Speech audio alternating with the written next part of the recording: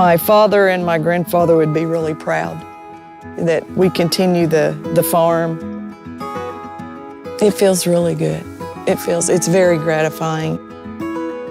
When her parents passed away, there was quite a bit of land, but it was divided between she and two brothers. One of the things we tried to do was to put it back together. Then we added a little bit more. Then came the cows. Cows were a surprise. Come on, mama girl, come on. Come on.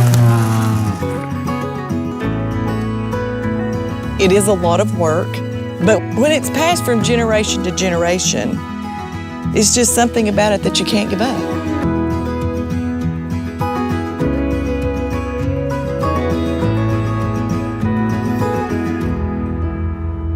We had this blotch on our land that nothing grew in, so it was not of any value in terms of grazing or cutting hay.